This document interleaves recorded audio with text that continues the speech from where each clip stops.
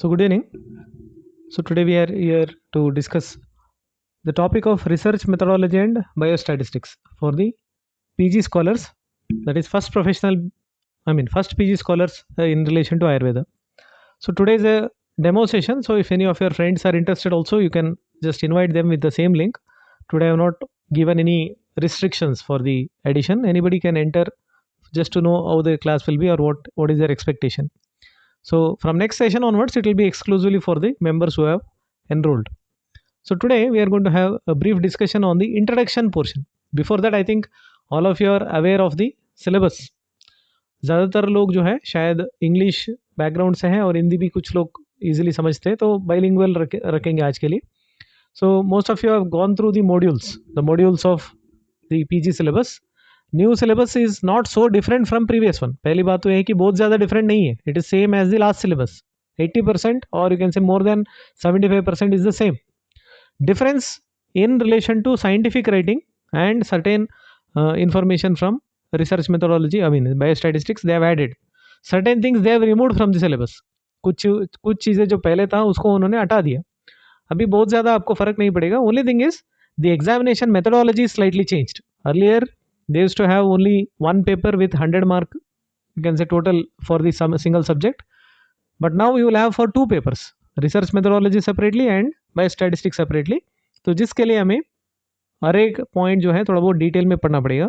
And also we have a clear cut blueprint from which chapter how many marks are allotted, which chapter has to be focused for how much of the, you can say, in depth.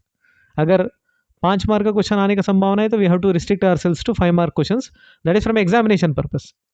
And also from understanding point of view, ये जो sessions रहेंगे, जो live sessions होंगे, and also it will be available as a recorded manner, इसमें हम कोशिश करेंगे कि the topic should be understood by you. सबसे पहले मकसद, और you can say the aim is to make you understand the concept of research methodology and also to make you understand the methodology used in biostatistics, जिसके आधार पे आप कोई भी एग्जाम क्रैक कर सकते हैं. Research methodology and biostatistics are not restricted for PG first year. ये आपके लाइफ लॉन्ग साथ साथ चलेंगे इररेस्पेक्टिव ऑफ योर डिपार्टमेंट. आज के दिन में चाहे आपके सब्जेक्ट आप अच्छे से जानते हो या नहीं जानते हो, but you should have a knowledge of research and biostatistics. And specially for those who are entering the academic field, आगे जाके अगर आपका मन है कि टीचर बनना है और you want to be a proper researcher as such in some research institution, so वहाँ पर ज़रूर आपको रिसर्च मेथोडोलॉजी बायोस्टैटिस्टिक्स अच्छे से आना चाहिए, because you will be guide. कहीं ना कहीं आप गाइड बनेंगे. You will be the nowadays you are a PG scholar, but later you will be in a position of guide. तो जब आपके अंडर स्टूडेंट्स आएंगे, स्कॉलर्स आएंगे, you should already have the information related to how to make the synopsis for the student, and जो student का जो research methodology है वो कहीं आगे जाके ऑब्जेक्शनेबल ना हो. So for this purpose you should have complete knowledge of research methodology and biostatistics. तो इसको इसी तरह से आपको देखना है. You should not see it as a subject for exam purpose. सबसे पहले आपको इसको अपनाना है. You should feel it as your own subject irrespective of your department. And second thing is from examination point of view, if you have understood the topic, exam will be nothing. exam में बहुत ज़्यादा आपको tension लेने की ज़रूरत नहीं है. whatever you have learned वही आपको एग्जाम में as a point wise answer लिखना पड़ेगा. Otherwise if you do not know the subject, exam में आप जो लिख रहे हैं वो कहीं ना कहीं अट्रैक्टिव नहीं लगेगा. So along with the understanding of the subject, automatically आपका जो एग्जामिनेशन पार्ट है कवर हो जाएगा.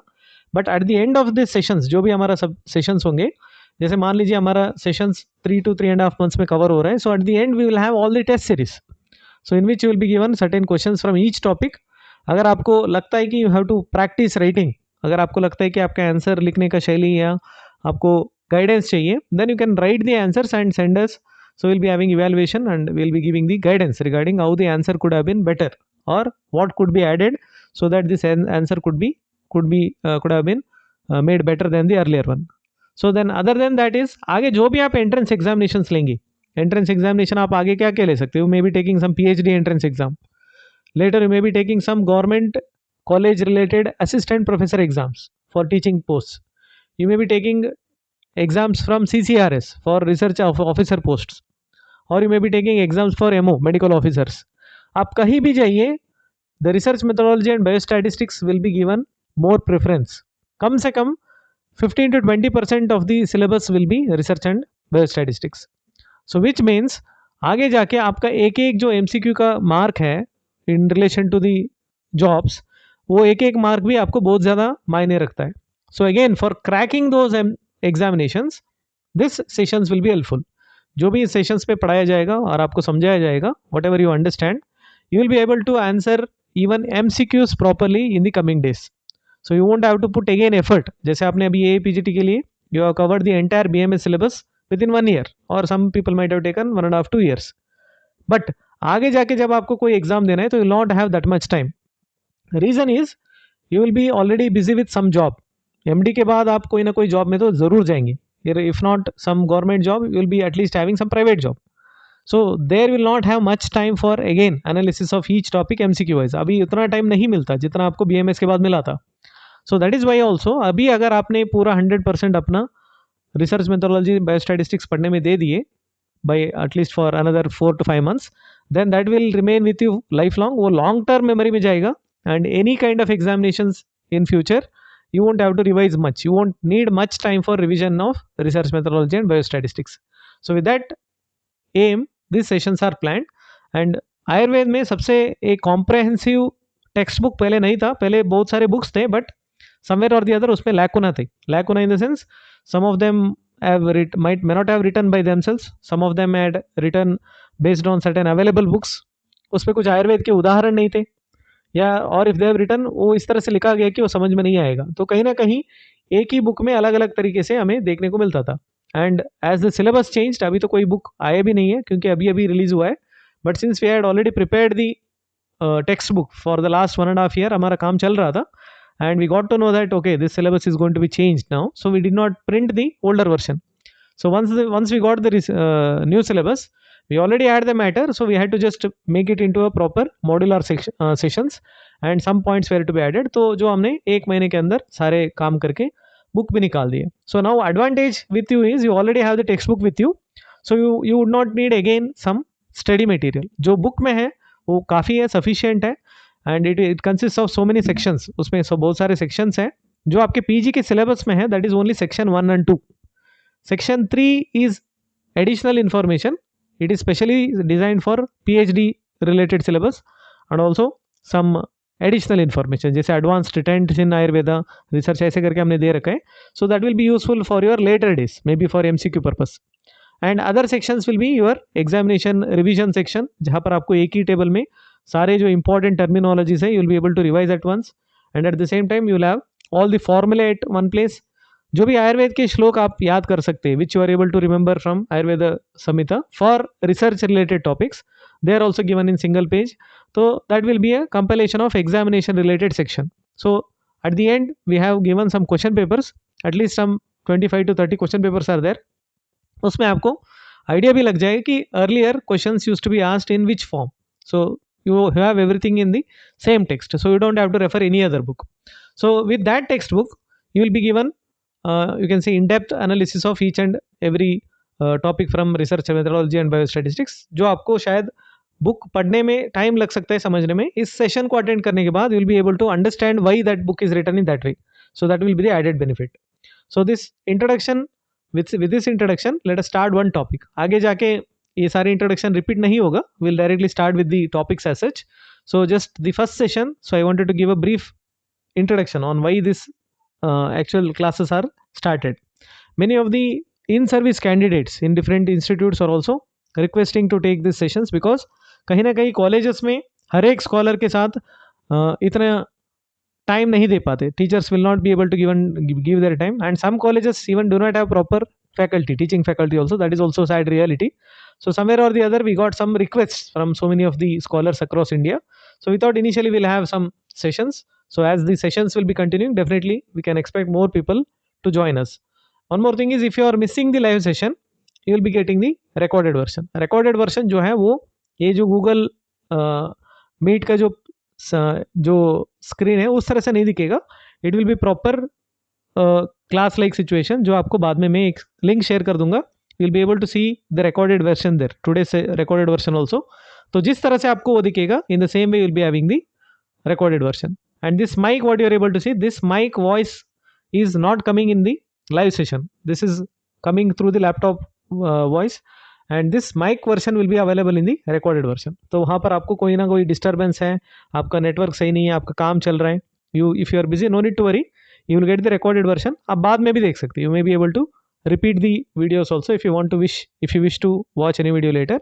एंड उसके बाद भी अगर आपको कोई डाउट है तो definitely you will be able to ask it personally at the end of this session also. If you have any doubt you can ask. तो दोनों ऑप्शन है, ईच क्लास के बाद भी आप पूछ सकते हैं. इन बिटवीन अगर आपको कोई डाउट आता है तो you can put it in the text chat box. So उसको हम लास्ट में एक बार एनालाइज करेंगे जो भी क्वेश्चन आएंगे. And if you are not able to get any question now, but लेकिन जब आप पढ़ेंगे आपको कोई डाउट आ रहा है, then definitely you will be able to ask it through the WhatsApp message. Text message भी हो सकता है, it can be voice message. So in that way will be able to get the answers. अगर कोई doubt है तो हम भी उसको रेफर करके बताएंगे. तो the point is now why this concept of research methodology, why the necessity of research methodology came into existence. So basically whenever we speak about a large number, जैसे मैं एक sentence बोलूँगा मेरे लिए I like certain thing, so that is restricted to only myself. ये सबके लिए नहीं है. Some people may like madhur rasa, some people may like amla rasa.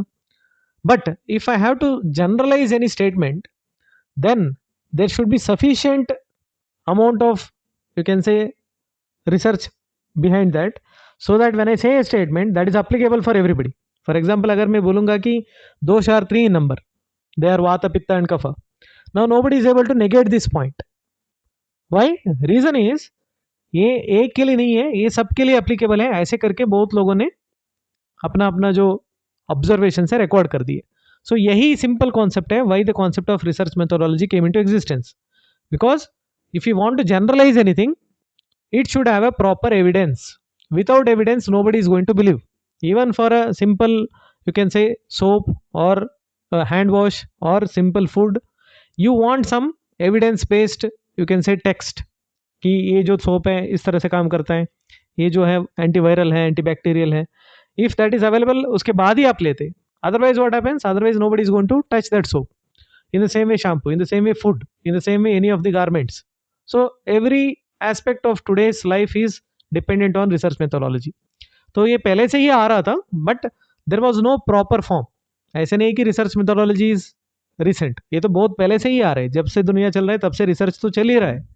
But एक प्रॉपर फॉर्म जो हम कहते हैं कि रिसर्च ऐसे होना चाहिए, रिसर्च मेथोडोलॉजी का टॉपिक ऐसे होना चाहिए, वो पहले नहीं था.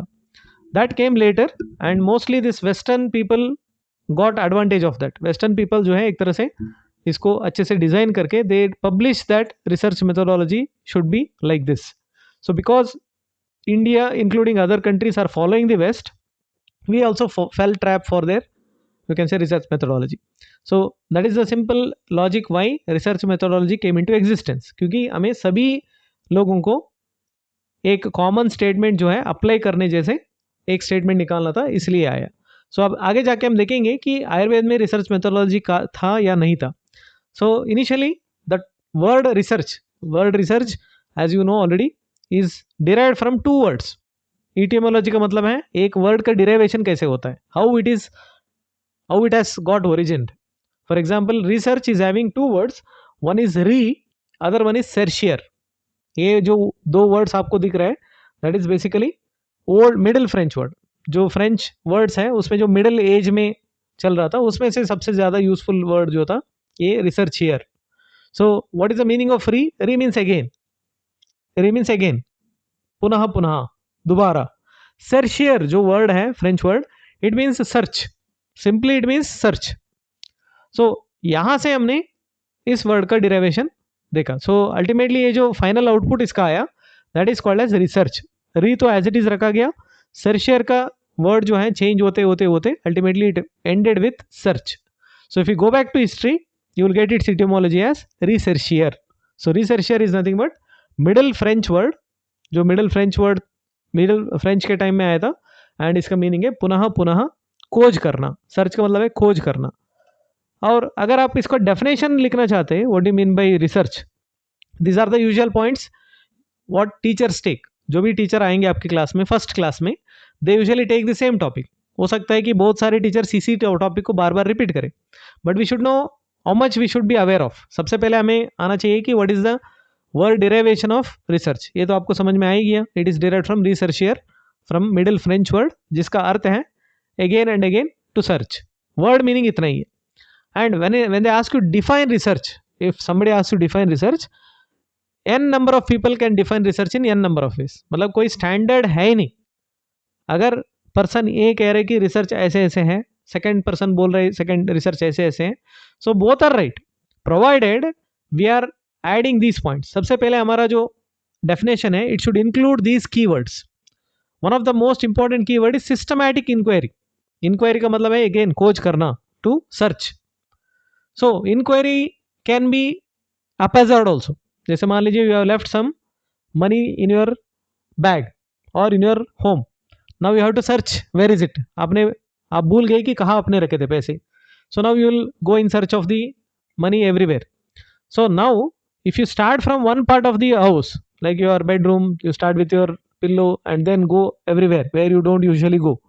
सो that means it is a systematic one, क्योंकि आपको पता है कि पहले मुझे यहाँ ढूंढना है, सेकंड यहाँ ढूंढना है, थर्ड यहाँ ढूंढना है.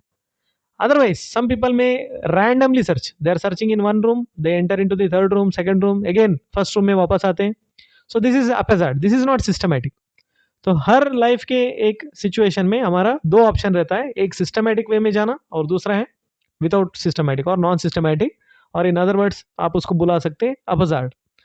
सो हमेशा रिसर्च में एक इंपॉर्टेंट स्टेप ये है या इंपॉर्टेंट पॉइंट ये है कि सिस्टमैटिक इंक्वायरी होना चाहिए. It should have a proper system, not random way of doing my own wish. It should have a proper protocol, जिसको हम कहते हैं systematic inquiry.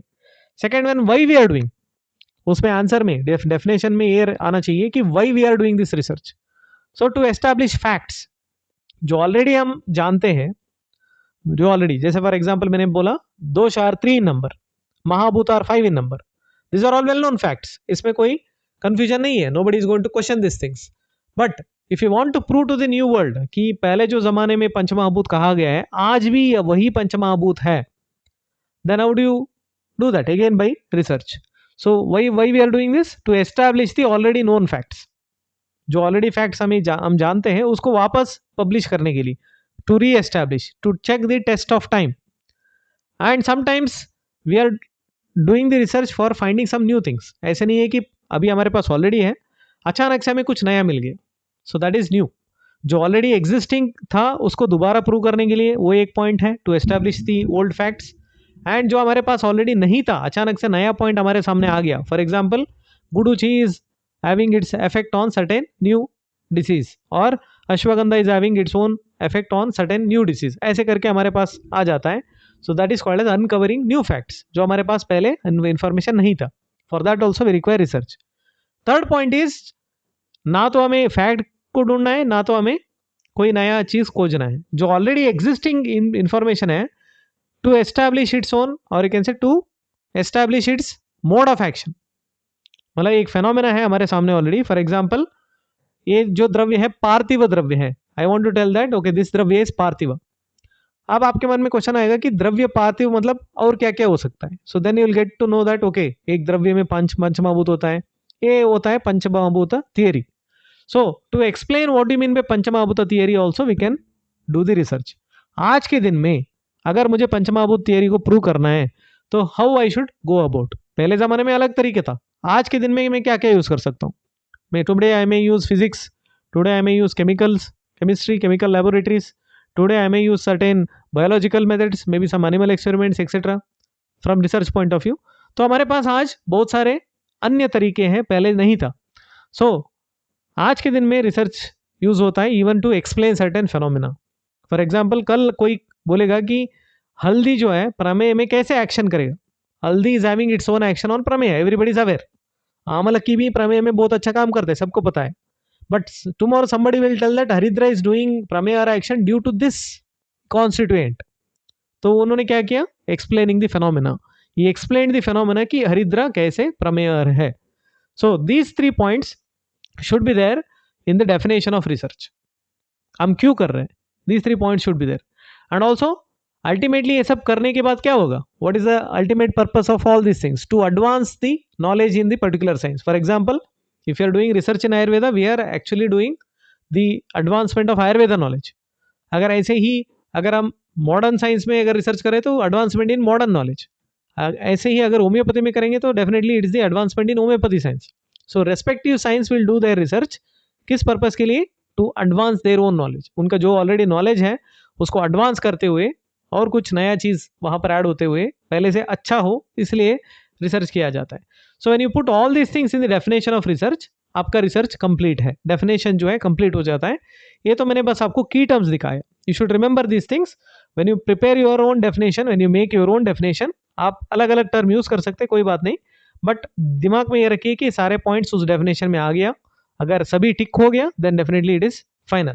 सो इस तरह से अगर हमें बनाना है कोई भी definition, so you can prepare like research is a systematic inquiry made by the trained professionals to establish new facts or to justify the already existing fact or to explain some phenomena, ultimately to get advancement in their own science. So इस तरह से आप research का definition लिख सकते हैं. ये तो मैंने पॉइंट्स डाल दिया, इसको कैसे एक सेंटेंस बनाना है वो आपके ऊपर है. You can prepare however you want. Ultimately ये पॉइंट्स आपके बुक में होना चाहिए, मतलब आंसर में होना चाहिए. वही चीज़ आपको हिंदी में लिखना है, वहाँ पर भी वही है. वहाँ पर भी सिस्टमैटिक इंक्वायरी शब्द आना चाहिए. वहाँ पर भी आपको जो खोज है, जो साइंटिफिक खोज है, सो वैज्ञानिक खोज करके आप यूज कर सकते हैं शब्द, इंस्टेड ऑफ साइंटिफिक इंक्वायरी वैज्ञानिक खोज. So this implies scientific. New facts या ओल्ड फैक्ट्स, पुराना तत्व या नया तत्व, इस तरह से शब्द का इस्तेमाल कर सकते हैं.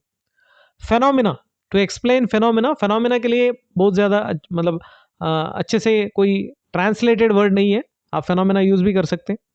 नॉलेज एडवांसमेंट के लिए आप ज्ञान की वृद्धि, इस तरह से यूज कर सकते हैं. ऐसे करके आप हिंदी में भी इसका डेफिनेशन इजीली बना सकते हैं. But in Hindi more than research word they use shodh. So even certain websites आपने सुने होंगे, शोध गंगा, शोध मित्र, इस तरह से कुछ वेबसाइट्स हैं which are repositories of research. मतलब बहुत सारे जो रिसर्च दुनिया में चल रहा है उसका कलेक्शन है. यूजुअली वेबसाइट का नाम होता है शोध. सो हिंदी में रिसर्च से ज़्यादा शोध शब्द का इस्तेमाल होता है और शोध शब्द से ही बहुत सारे चीज़ क्लियर हो जाता है. Now in Ayurveda we are not using the word research in the classical text, और बाद में भी जो टेक्स्ट आए उसमें भी research word related direct information हमें देखने को नहीं मिलता है. But later in the recent times, especially in 19th and 20th century, when the Western influence became more in India, और रिसेंट जो ऑथर्स हैं वो दोनों पढ़ने लगे. वो वेस्टर्न साइंस भी पढ़ रहे हैं, हमारा साइंस भी पढ़ रहे हैं. और उसमें एक दे आचार्य प्रिवृत शर्मा, जो आप जानते हैं द्रव्य गुण के लिए फेमस है आचार्य प्रिवृत शर्मा. और he wrote a book called as Ayurvediya Anusandhan Paddhati. This is the book written by Acharya Priyavrat Sharma. So इसके बाद जो है टर्म अनुसंधान का इस्तेमाल ज्यादा हुआ आयुर्वेद में. In Ayurveda whenever they wanted to use the word research, usually अनुसंधान शब्द का इस्तेमाल ज्यादा हुआ. So that is why from Sanskrit point of view आपको कुछ टर्म याद होना है from research, for the word research. उसमें एक है सबसे इंपॉर्टेंट है अनुसंधान, और उसके पर्याय भी है, बहुत सारे पर्याय हैं, तो उसको हम बाद में देखेंगे. सबसे पहले अनुसंधान शब्द का अर्थ क्या है, what do you mean by अनुसंधान. सो अनुसंधान जो वर्ड है it is derived from two words है. सबसे पहले एक अनु करके उपसर्ग है. आई थिंक संस्कृत में थोड़ा बहुत आपको आइडिया है. द फर्स्ट वर्ड प्रीफिक्स जो होता है इंग्लिश का, वो संस्कृत में हम उपसर्ग के नाम से जानते हैं. So in anumana you have anu as upasarga, in upamana you have upa as the उपसर्ग. Here in anusandhana we have anu as the upasarga. Similarly एक और एक उपसर्ग है यहाँ पर सम मतलब सम्यक, अच्छे से, प्रॉपरली. अनु जो उपसर्ग है उसका मीनिंग है फॉलोइंग, लेटर, पश्चात के अर्थ में भी होता है और इन अकॉर्डेंस टू इस अर्थ में भी होता है. दोनों अर्थ यहाँ पर चलता है. So anu and sam both are upasarga here. Then what is the dhatu. Usually all Sanskrit words are derived from a single dhatu. एक धातु से ही उत्पत्ति होते हैं. Depending on upasarga and pratyaya the word will change. So here the dhatu, the main root of the anusandhan word is dha. Dha is the dhatu. Ultimately it means to place और to establish. तो यहाँ पर जो ज्यादा सूट करता है टू एस्टैब्लिश, वो ज्यादा यूज सूट करता है. And ultimately the word ends with a Pratyaya called as ल्युट प्रत्यय. ये सब आपको जानने की जरूरत नहीं है, बस ये याद रखना है कि anusandhan word is the one which is used for research. So उसमें जो धातु है वो है धा. धा इज द धातु विच मीन्स टू एस्टैब्लिश. अगर इतना भी आपको याद हो गया तो that is sufficient. So this is the word अनुसंधान इन आयुर्वेद फॉर रिसर्च। और यही टर्म को आचार्य प्रियव्रत शर्मा जी ने डिफाइन भी किए एक श्लोक के थ्रू। सो जिसको यूजुअली एग्जामिनर एक्सपेक्ट करते हैं, usually examiner expects you to learn this श्लोक। अनुसंधान का मतलब क्या है, व्हाट डू मीन बाय अनुसंधान? So then you have to tell this श्लोक। कार्य कारण भावस्य द्रव्याणां गुणकर्मयोः परीक्ष्य स्थापनम सम्यक अनुसंधानम उच्यते। सबसे आसान श्लोक है ये, पहले जैसे चरक संहिता वाग्भट जैसे मुश्किल नहीं है, इजिली याद भी कर सकते हैं। So if you see the words here, सबसे पहले मैं इसका संधि विच्छेद करूंगा। कार्य कारण भावस्य, almost all words are very clear here. कार्य कारण भावस्य द्रव्याणां गुणकर्मयोः परीक्ष्य स्थापनम सम्यक अनुसंधानम उच्यते। सो ये सारे श्लोक में, इस पूरा श्लोक में आपको कुछ टर्म देखते ही आइडिया लग जाता है। फॉर एग्जाम्पल उच्यते, उच्यते का मतलब है to tell. So to tell और to call, what do mean by उच्यते? To tell. अनुसंधानम उच्यते, दैट इज सेड एज अनुसंधान, उसको अनुसंधान कहा गया है। किसको? सम्यक स्थापनम, सम्यक परीक्षा स्थापनम, सम्यक परीक्षा, सम्यक मीन्स गुड, सही तरह से। जो भी हम बात कर रहे थे सिस्टमैटिक इंक्वायरी, यहां पर भी वही टर्म का इस्तेमाल हुआ है संस्कृत में, सम्यक, सिस्टमैटिक, अच्छे से, in proper way. Pariksha, pariksha is the examination technique, inquiry का टेक्निक्स होता है परीक्षा। For example we are doing pratyaksha pariksha, anuman pariksha, aptopadesha pariksha. Whenever you are taking the patient's history data, आप प्रत्यक्ष रूप से ले रहे, you are listening to them, you are writing, और you are listening to them, you are interpreting and writing, अनुमान से आप लिख रहे हो, और you are listening to his own relative और फादर और mother and you are writing, aptopadesha. So like that we are using so many methods for pariksha. परीक्षा, यहाँ पर परीक्षा करके लिखा है, परीक्षा का मतलब होता है परीक्षा करके, आफ्टर डूइंग द परीक्षा। सो आफ्टर डूइंग द परीक्षा in the proper way, proper way कहां पर है? सम्यक शब्द में। स्थापनम, स्थापनम का मतलब है सिद्ध करना, एक तरह से उसको एस्टैब्लिश करना, उसको अनुसंधान कहा जाता है। अब क्वेश्चन आता है कि किसकी परीक्षा हो रही? Ultimately as a researcher, Ayurveda में जब आप रिसर्चर बनते हैं, whenever you become researcher in Ayurveda, what you have to establish? You have to establish some relation. We have to establish some relation. It can be relation between disease and symptom. It can be relation between the drug and the disease. It can be relation between the lifestyle and the disease. कुछ भी हो सकता है। Usually हम कहीं ना कहीं कुछ रिलेशनशिप को ही देखना चाहते हैं। तो रिलेशनशिप के लिए यहाँ पर वर्ड है भावस्य। भावस्य, भाव जो शब्द है यहाँ पर, वो रिलेशनशिप की बात कर रहे हैं। रिलेशनशिप किसके बारे में, किन दोनों में है? एक है कारण के साथ और दूसरा कार्य के साथ। कार्य और कारण के बीच के जो संबंध है, सो यहाँ पर कार्य और कारण कहाँ मिलता है हमें? द्रव्याणाम गुणकर्मयोः। So ultimately as a researcher we are doing the research on certain dravya. So द्रव्य के ऊपर हम काम कर रहे हैं। सो द्रव्य को अपना गुण और कर्म के साथ हम रिलेट कर रहे हैं। सो दैट इज वाई दिस श्लोक इज रिटन लाइक दिस, द्रव्याणाम गुणकर्मयोः, द्रव्याणाम गुणकर्मयोः। तो इसको थोड़ा और डिटेल में देखेंगे ताकि आपको और अच्छे से समझ में आ जाए। फॉर एग्जाम्पल कार्य कारण भावस्य, सो हियर कार्य, you know, it is related to effect और इट कुड बी रिजल्ट। कारण is the cause. For example cigarette smoking leads to lung cancer. So cigarette smoking leads to lung cancer, अगर ये आप देखना चाहते हैं, और टेकिंग मधुर रस इन एक्सेसिव क्वांटिटी लीड्स टू स्थौल्य, ये अगर आपके दिमाग में है, इसको प्रूव करना चाहते हैं। सो इन दिस केस दी मधुर रस अति सेवन इज कारण, karya is ati sthaulya development. So bhavasya is the relationship. क्या मधुर रस की वजह से स्थौल्य हो सकता है? So that is the question now. So ultimately कार्य कारण भावस्य का मतलब मीनिंग क्या है? Of the relationship between cause and the effect. द्रव्याणाम, so you know dravya means anything which is panchabhautik in nature, that is द्रव्य। द्रव्याणाम इज षष्ठी बहुवचन रूप, थोड़ा बहुत संस्कृत का अगर आपको नॉलेज है, सो इट मीन्स बहुवचन रूप, द्रव्याणाम, द्रव्यों के, सो ऑफ द द्रव्य, इस अर्थ में है। गुण कर्मयोः, गुण कर्मयोः, सो गुण एंड कर्म दो शब्द है, इसलिए कर्मयोः, ऑफ द गुण एंड कर्म। अगेन इट इज इन षष्ठी विभक्ति, ये भी षष्ठी विभक्ति में है, ये भी षष्ठी विभक्ति में, विच इंडिकेट संबंध। परीक्षा, जो मैंने कहा परीक्षा करके, after doing the proper examination. Sthapana means to establish. So ultimately अगर आप इसका डेफिनेशन लिखना चाहते हैं, सो सम्यक मीन्स प्रॉपरली, अनुसंधान का मतलब इन्वेस्टिगेशन या रिसर्च, उच्यते means it is said as. तो इसका डेफिनेशन आएगा इस तरह से, the proper investigation is said to be the correct establishment, सम्यक एस्टैब्लिशमेंट, ये इंपॉर्टेंट है।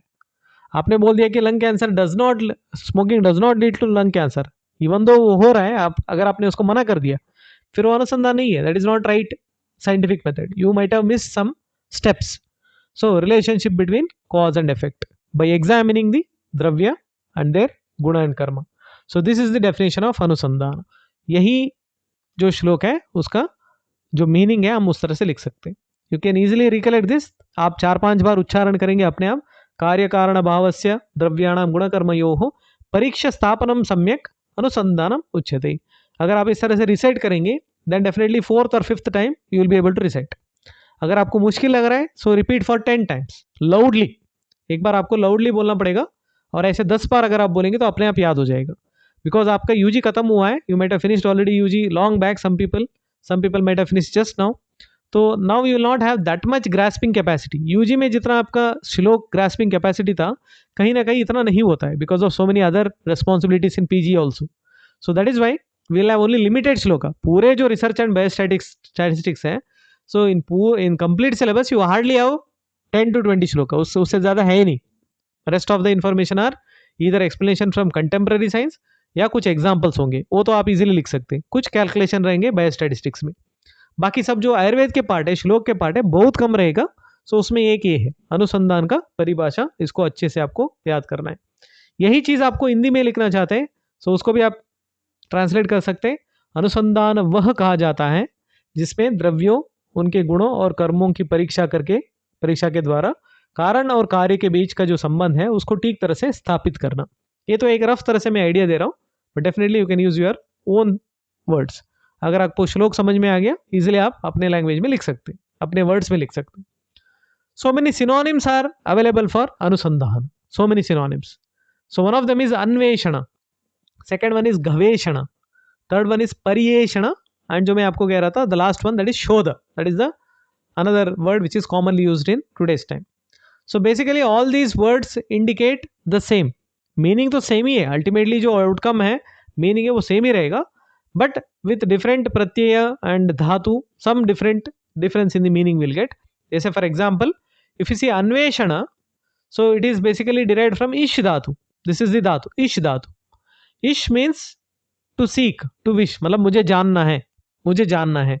सो उस अर्थ में है. सो मुझे जानने के चक्कर में मैं बार बार उसके पीछे पड़ूंगा. दैट इज कॉल्ड एज अन्वेषण. If I want to know something more, I will be behind that particular phenomena. For example, if I want to know whether Amla Rasa is responsible for the Pitta Vardhana, I will give more and more Amla Rasa and check whether Pitta Vriddhi occurring or not. So that is called as Anveshana. बार बार उसके पीछे पड़ना. गवेषणा, उसमें जो गवेश शब्द है again उसका भी मीनिंग वही है, टू फाइंड और टू सर्च समथिंग. जो भी घटना होता है, फेनोमेना होता है, सो उसको सर्च करना, ये गवेषण के अर्थ है. पर्येषणा, इसमें थोड़ा बहुत डिफरेंस है. पर्येषणा इज हैविंग परि एज द उपसर्ग. Here you can see these are all उपसर्ग. दिस परि इज द उपसर्ग, अनु इज द उपसर्ग. सो परि का मतलब होता है समन्तात, from all angle, all direction. कोई भी चीज आपके सामने है, how to get the complete knowledge of that thing, you analyze that thing from all angles 360 degree, then you will get the entire information about that. जैसे for example if you have pen with you, if you analyze from top to bottom, you will get to know it is parthiv in nature. It also has up Mahabhuta as ink, it also has Vayu within it, it also has Akasha Mahabhuta within it. तो उस तरह से हम एक एक चीज खोजते जाएंगे. The same way to search anything in 360 degree manner, that is called as पर्येषण. Again ultimately research की ही बात हो रही है, but with different terminologies. Similarly जो और एक टर्म है वो है शोध. शोध शब्द जो है वो कॉमनली यूज होता है, वो बेसिकली संस्कृत में इतना यूज नहीं होता because of Hindi familiarity. Most of the scholars are using the word शोध. शोध means again to search, search के अर्थ में ही आता है, तो उसमें बहुत ज्यादा आपको पढ़ने की जरूरत नहीं है. So some words you should remember, एटलीस्ट 2 पर्याय आपको याद होना चाहिए. वैसे तो सारे याद हो जाएंगे, but from examination point of view one of the possible question could be define research and explain अनुसंधान इन आयुर्वेदा, और define research as per the contemporary science and also define anusandhana as per ayurveda with its synonyms. So you can get a direct question like that. अगर इस तरह से question आएगा तो काफी easy है, anybody can write this answer, but making it in the proper answerable form, that is important. उसमें प्रियव्रत शर्मा जी का श्लोक होना चाहिए, और ये जो 4 जो पर्याय है इनका नाम अगर आप लिखेंगे तो काफ़ी है. So this in relation to the introduction to the word research in both contemporary science और आज के आयुर्वेद के टर्मिनोलॉजी में. Most important topic for today is this one, whether research was there in Ayurveda और नॉट. जो आज के दिन की जो रिसर्च होती है उसका एक प्रॉपर तरीका है. For example,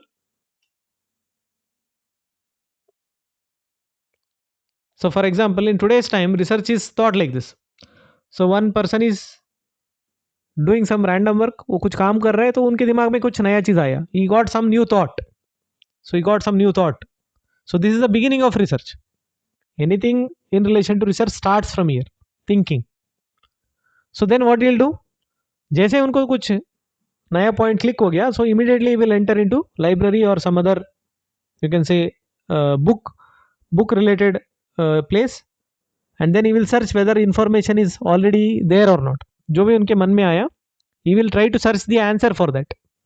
So he will refer to the all old works related to that disease.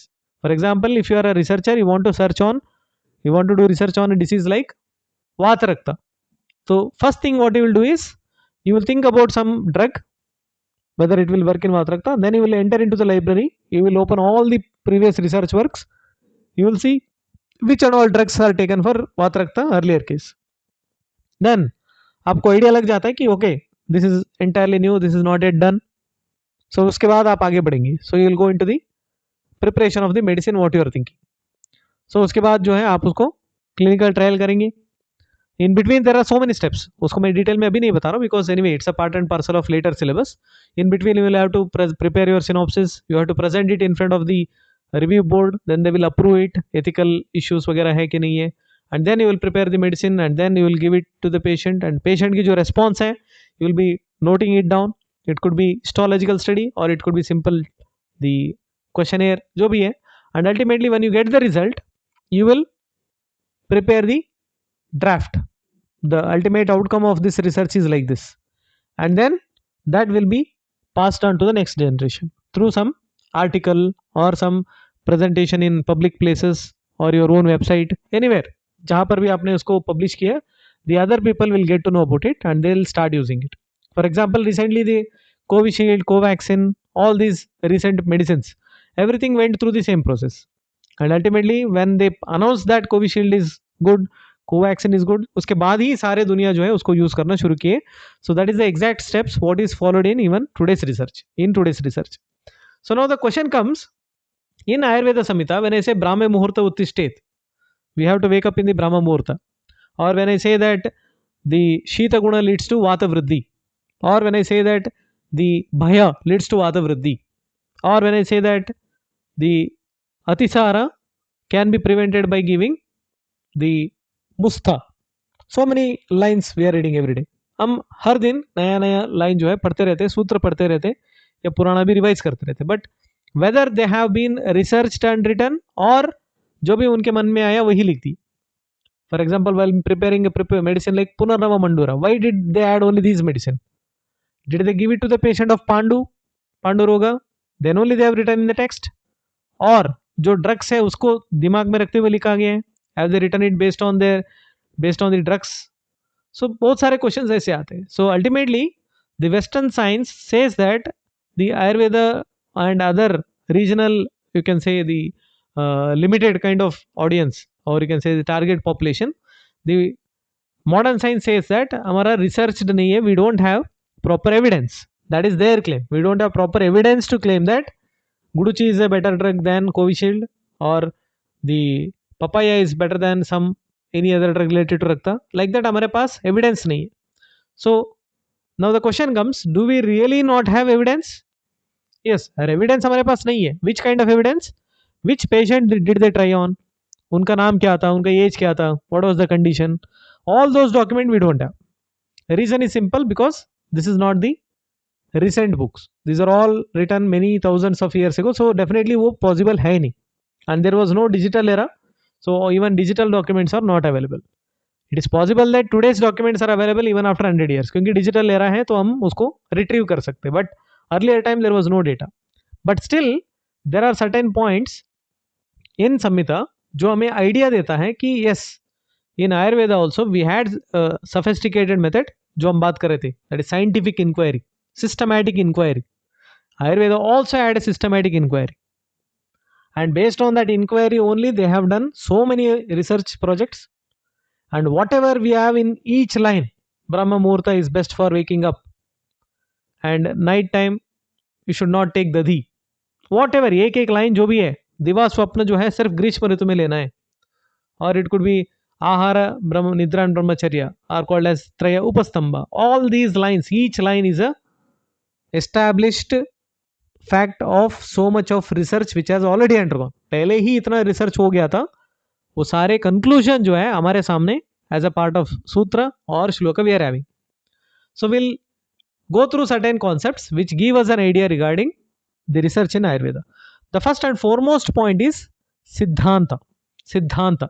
So siddhanta definition if you go through, so this is the point what I was telling. सबसे पहले thought process आएगा, then you will go through previous works done, you will create some kind of hypothesis in your mind, you will prepare the draft, and then you will do the clinical trial and result analysis and conclusion. ये मैंने image के through आपको दिखाया, so I already showed you through this image.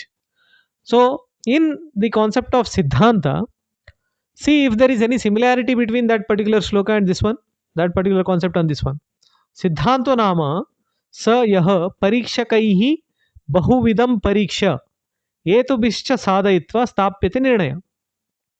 So if you see this shloka, मुझे 100% sure है कि आपने सुने होंगे, ये तो कॉमन श्लोक है. Many of you might have already learned it also, and many of you might have heard it but may not have learned it by heart. But ultimately everybody is aware of the concept of siddhanta in ayurveda. So this comes as a part of vada marga. Where do we get this reference? This is available in charaka samhita vimanasthana 8th chapter, so which is रोग अभिषेक द्वितीय अध्याय, जहां पर वाद मार्ग का एक concept आता है. There is a concept of vada marga, and in that one of the vada marga is siddhanta. There you are going to get this reference. So if you analyze this definition, सिद्धांतो नाम, सिद्धांतः नाम स यः परीक्षकैः बहुविधं परीक्ष्य हेतुभिश्च साधयित्वा स्थाप्यते निर्णय.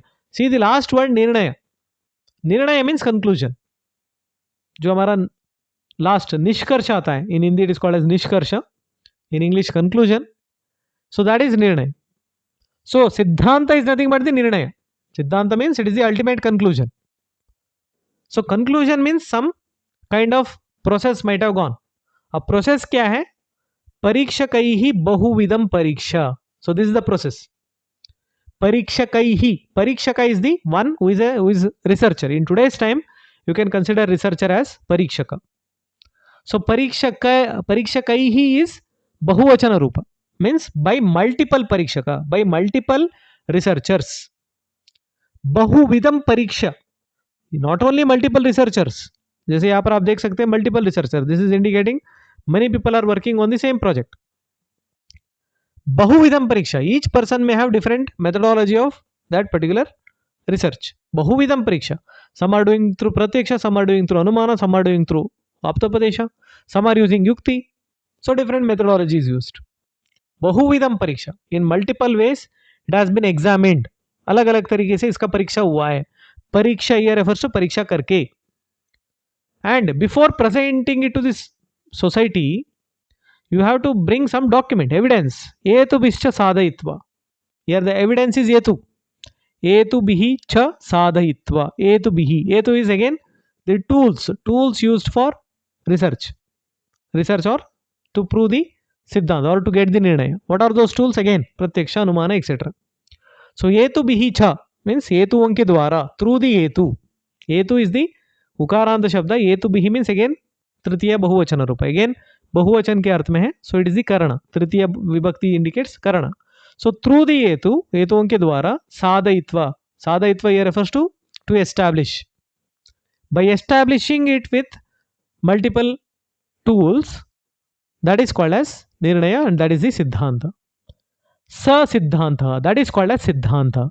यहाँ पर स जो है ये स सिद्धांत इसके साथ जाएगा.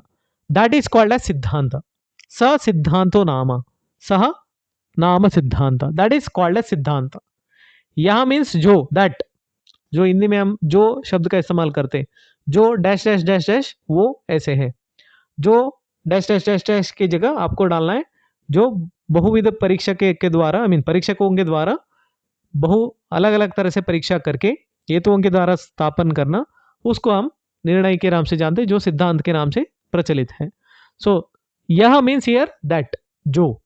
सो सिद्धांतो नाम स सिद्धांतो नाम सह नाम सिद्धांतः, दैट इज कॉल्ड ए सिद्धांत which by multiple parikshaka, by doing multiple kinds of examination and proving it by using so many tools, so many evidences, and ultimately establishing the conclusion, that is called a सिद्धांत.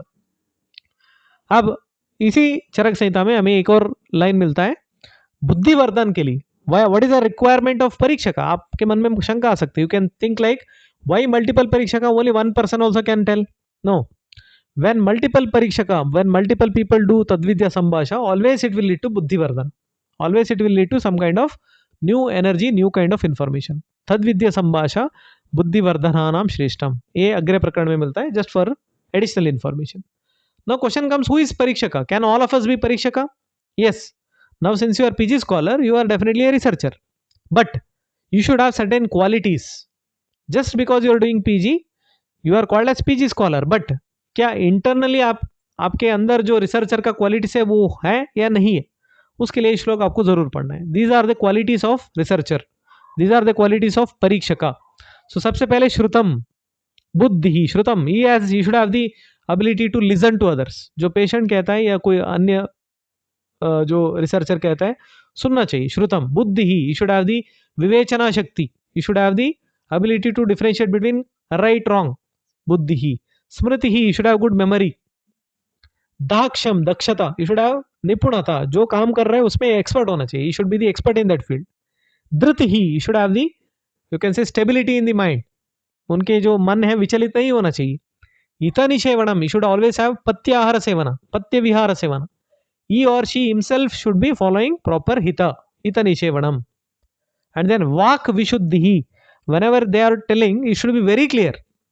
हो सकता है patient के सामने आप बोल रहे हैं या सोसाइटी के सामने आप रिसर्च का रिजल्ट प्रूव कर रहे हैं, और you are keeping it for the society. Your word should be clear, your article word should be clear, your message should be conveyed. शमः, क्षमा मीन्स शांति. शमो हियर रेफर्स टू शमः, शांति. The ability to keep peace with all the proceedings, मतलब शांत रहना है. You should have the patience. धैर्यम, at the same time you should have the courage to take whatever difficulties come in the process. जो भी difficulties आएंगे उसको पार करके you should be able to reach the target. परीक्षकम आश्रयन्ति, all these qualities are supposed to be residing in परीक्षका. परीक्षकम आश्रयन्ति means परीक्षकों में ये, परीक्षक में ये होना चाहिए. These are all residing in a परीक्षका. So what we were discussing the बहुविधम परीक्षकै ही, सबसे पहले वो परीक्षक सही है नहीं है, that should be examined with this particular shloka. जब ये टिक हो गया, it means he is eligible to be परीक्षका, then he will be helpful for getting the सिद्धांत. So that is what the meaning of परीक्षक इज. सो जैसे for example, even if you see the definition of द्रव्य, द्रव्य की परिभाषा अगर आप देखेंगे, सो यत्राश्रिताः कर्म गुणाः, एवरीथिंग इन दिस यूनिवर्स, जो भी इस दुनिया में है, सो आई मीन जो भी हमारे संहिता में है, everything is written based on research. For example, if you see the definition of dravya, यत्राश्रिताः कर्म गुणाः, सो जहां पर कर्म गुण रहता है समवाय संबंध में, दैट इज द्रव्य. Everybody is aware of this सूत्र. बट हैव यू थॉट कि व्हाई नॉट गुण कर्म, यत्राश्रिताः गुण कर्माः? नो, ऑलवेज कर्म comes first. If you want to know what is the function of a particular द्रव्य, you have to eat it. उसके बाद ही पता चलेगा कि उसका गुण क्या है, otherwise you will not get to know. Which means whatever is written in the text, they have tried it, tested, उसके बाद ही उसको लिखा गया है. So that means it's all evidence based.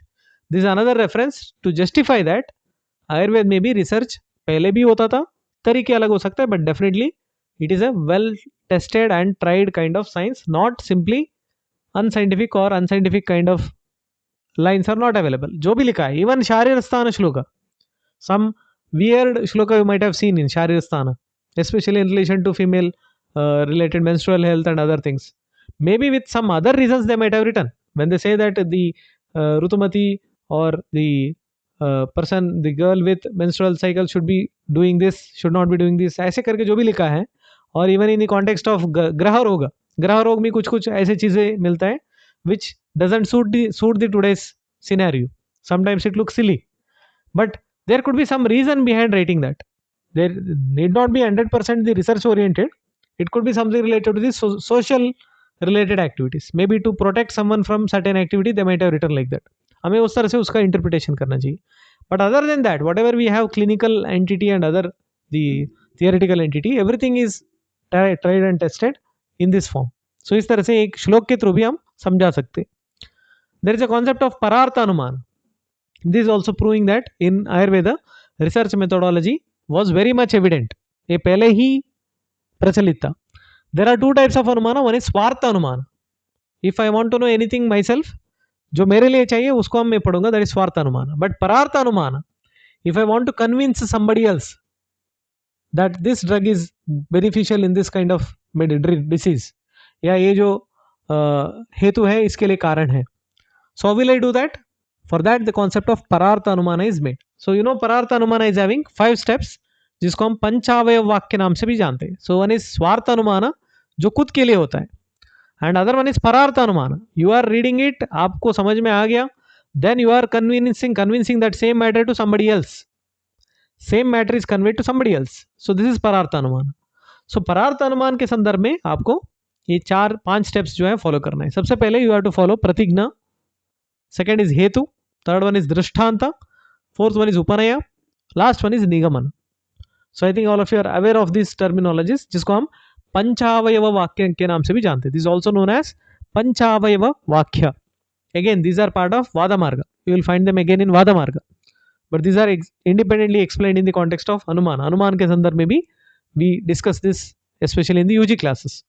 So this is very much important from a researcher's point of view. So what do you mean by pratigna? Pratigya is nothing but sadhya vachanam. Pratigna nama sadhya vachanam. Whatever you think the first time that okay, I want to test whether drug X is beneficial in disease Y. So that is your pratigna. कि आपको लग रहा है कि ये जो द्रव्य है इसमें काम करेगा. So that is called as pratigna. You don't have to remember the examples of पदार्थ विज्ञान के जो एग्जाम्पल है उसकी जरूरत नहीं है. लाइक दीज आर ऑल दार्शनिक रिलेटेड, नित्य पुरुषेति, that is not necessary. You can write today's examples. So for this point you should know प्रतिज्ञा नाम साध्य वचनम. Whatever you want to prove that is प्रतिज्ञा. सो दैट इज प्रतिज्ञा. Second one is हेतु. So to prove that प्रतिज्ञा आप क्या क्या यूज करेंगे, what and all you will be using. You will be using उपलब्धि कारणम, means you will be using certain tools. हेतुर्नाम उपलब्धि कारणम. उपलब्ध means to grasp, to get. So to achieve that pratigna आपको क्या क्या यूज करना पड़ता है. यू मे यूज प्रत्यक्ष, यू मे यूज अनुमान, यू मे यूज ऐतिह्य, यू मे यूज औपम्य, दैट इज उपमान एक्सेट्रा, एंड अन्य जो भी आपको पॉसिबल यूज करने का मौका मिलेगा, you can use and definitely prove that point. That is हेतु. हेतुर्नाम उपलब्धि कारणम. दृष्टान्तः, to explain that to somebody else you may use some well known facts. For example, सबको पता है कि हरिद्रा is a better drug for कासा. कास के संदर्भ में हरिद्रा अच्छा है या शुंठी अच्छा है, अर्द्रक अच्छा है. सो पंचकोला इज वेरी गुड इन अग्निदीपना. Everybody is aware of that, very well known example. If you find some new drug अग्निमांद्य के लिए, you can explain them like this. You can explain them कि जैसे पंचकोला चूर्ण इज बेनिफिशियल फॉर अग्निमांद्य, in the same way my this drug is beneficial. So the opposite person will be able to easily understand. वो उनको समझ में आ जाएगा क्योंकि ऑलरेडी पंचकोल के बारे में सबको पता है. So that is called as दृष्टांत. For explaining it to somebody else you should always use उदाहरण, दृष्टांत. Then you will be using the next one, that is उपनय. उपनय, सो उपनय इज नथिंग बट जो दृष्टांत है और आपका हेतु है दोनों को जोड़ना. सो जैसे पंचकोल इस पे काम करता है इन दी अग्निमांद्य अवस्था, इन the same way my drug will act. How did you prove that? By प्रत्यक्ष, अनुमान, ऐतिह्य, उपमेय एक्सेट्रा. सो उसको दोनों को जोड़ने की जो बात है दैट इज कॉल्ड एज उपनय. To combine point number 2 and 3. Point number 2 is हेतु, पॉइंट नंबर 3 इज दृष्टांत. To combine them and make it in single sentence, that is called as उपनय. एंड निगमन is nothing but the conclusion. तस्मात् निगमन, जो भी आपने प्रतिज्ञा लिए थी कि that this drug is beneficial in अग्निमांद्य, that will come back. That is Y this drug is beneficial for this drug, this kind of disease. So pratigya and the nigamana will be the same. Only difference is pratigya is told before the intake of or before taking research. Research लेने से पहले ही कहा जाता है, वो प्रतिज्ञा है. Ending conclusion में जब हम वापस बोलेंगे उसको, दैट इज निगमना. निगमना is the last part, that is तस्मात. तस्मात निगमनयति. तस्मात मीन्स दैट इज वाई, इसलिए. That is the conclusion part, that is called as the fifth one, nigamana. So these are called as pancha avayava vakya. For example, ये example आपने बहुत बार सुने होंगे, यत्र यत्र धूमः तत्र तत्र अग्निः. So यही example प्रतिज्ञा कोई करता है, then they will use हेतु, then they will use the उदाहरण जैसे kitchen, then they will combine. So they will combine this with this, and then they tell that because of this I am telling there is fire. So in the same way you can give some example from research point of view, but at the end of all the sessions, क्योंकि अभी एक शुरुआत है, right now we may not be able to give proper examples from research point of view for this point. अभी एक idea दे रहा हूँ, you will get an idea कि आयुर्वेद में भी रिसर्च था, just to raise the curiosity and also to let you know that Ayurveda is not behind. Ayurveda भी research के मामले में काफ़ी आगे था. So to tell that I am taking this point in the beginning. But examples and new information you can add by yourself when you complete the entire syllabus of research and biostatistics. अभी के लिए बस एक idea लेना है. So paraarthanumana, in today's time if you take pratigya, hetu, drishtanta, upanaya, nigamana. So whatever you are writing in the synopsis, आज के दिन में जो आप synopsis बनाएंगी, so you can match these points with these 5. For example, the first word proposition what you are having in your mind, that can be taken as pratigya. Then you will write need of the study. इसको क्यों करना है? What are your aims and objectives? How you are going to achieve them? That is coming under hetu. What are the previous works done by my senior, my other teachers? Drishtanta, previous works done. That is udaharana. Upanaya, analysis of the result. जो भी आपने निकाला है results वो. And conclusion is nigamana. So pararthanumana, what is the concept you should know? Ayurved के अनुसार, and then matching it with the research methodology of today's time. So this is the most important slide. ये सबसे important है. जो शुरुआत वाला था just to explain what do you mean by pratigya etc. I explained, but this is the most important point for examination. Then one interesting point जो बहुत लोगों को पता भी होगा, बहुत लोगों को पता भी नहीं होगा, that is Ayurveda avatarana. Concept of Ayurveda avatarana in the light of research. Research की दृष्टि से अगर आप आयुर्वेद अवतरण को देखेंगे, it exactly matches the today's research methodology. बहुत ही इंटरेस्टिंग पॉइंट है. So जैसे for example Brahma, the first character in the Ayurveda अवतरण is Brahma. So Brahma is the first character. So Brahma indicates the knowledge. So Brahma indicates the knowledge. So whatever purity in your mind you are having, जिसके वजह से आपको कुछ नया thought आया, that is called as Brahma. So proposition you are making, I want to test whether this drug is beneficial in this, I want to test whether this is the cause for this disease, I want to test की Covishield लेने के बाद complication ज़्यादा हुआ, आई want to test की अणुतेल नस्य के बाद sense of smell जो है वापस आ रहा है. So this are all your thoughts, pure thoughts. So that is called as Brahma. The initiation of knowledge, knowledge का जो इनिशिएशन है that is Brahma. So that is always the beginning of research. Beginning of research में सबसे important होता है. The new thought is the indicator of Brahma. Next you have Prajapati. There is a concept called Prajapati. So Prajapati word as two subwords. One is Praja, other one is Pati. So Pati means here the well-wisher. So Praja is the society.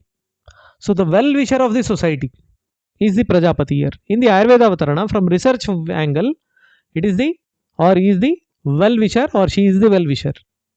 So whenever you get a new thought in your mind, always you go towards that person whom you trust much. आपको लगता है कि ये बंदा अच्छा है मेरे लिए या सोसाइटी के लिए, उनके पास ही बोलेंगे आप. You will not tell it to somebody who is having negative mind, who can use it in wrong sense. No. So that is the concept of Prajapati. So in today's time whenever you prepare the research protocol draft Brahma, the new thought, that will go through a review process. It will be reviewed by your department teachers. आपके department के teachers देखेंगे, your guide will see, then it will pass on to the review board, they will check that, उसको देखेंगे, उसके बाद ethical committee में जाएगा, ethical issues है कि नहीं देखेंगे, ultimately that will be passed. ये सारे जो प्रोसेस है आज के दिन के, that all comes under Prajapati. Because ये जो सारे लोग हैं यही है सोसाइटी के बारे में सोचने वाले. They are seeing whether this research is good for you और not, good for the society और नॉट, कोई नुकसान तो नहीं होगा.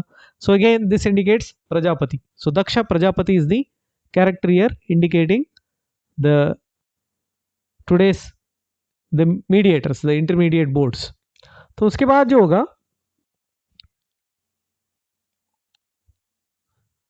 अश्विनव. सो उसके बाद आएगा अश्विनव. सो अश्विनव if you see it is having two words, again two, Ashwini Dvaya, that is called as Ashwinav, द्विवचन का रूप है. whenever we have Ashwini word it always comes in twice. reason क्या है? it indicates pros and cons, plus minus, positive negatives. कोई भी research project का pros जो है अच्छा होना चाहिए, then only it can be proceeded. if your research project is not having good benefits, if it is having only negatives, कोई मतलब नहीं है उसको आगे बढ़ाने का. So that is the concept of Ashwini Dvaya or Ashwinav. So that pros and cons of this particular research protocol will be analyzed. That is called as Ashwini Dvaya or Ashwinav. Then उसके बाद आप उसको research trial में लेंगे in multiple people. You will try it in lakhs of people, thousands of people, hundreds of people. जिसको सहस्राक्ष के नाम से लिखा हुआ है. सहस्र अक्ष, thousand eyes. Thousand eyes is written there which means Indra. Indra के नाम से वहां पर हम जानते हैं. Ultimately there the research angle is the trials in lakhs of people, thousands of people, hundreds of people depending on sample size. ये जो ट्रायल होता है दैट इज कॉल्ड एज सहस्राक्ष इन दिस आयुर्वेद अवतरण. और उसके बाद जो है यू हैव अत्रिपुत्र आदि. अत्रिपुत्र. So Atriputradi are the ones who have done the research ultimately, and they pass this information to the next generation. So next generation के लोग जो हैं उसको document किए.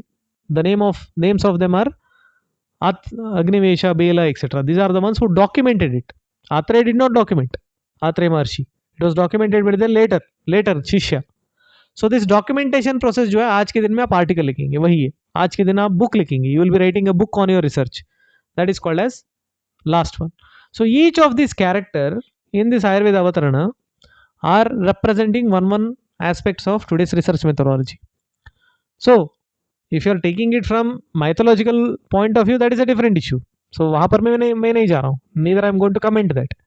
But the important thing is in Indian tradition everything is written in the form of रूपका. Everything is written in the form of some रूपका. तो जो भी एक शब्द का नाम शब्द वहां पर लिखा जाएगा, every word is having some importance.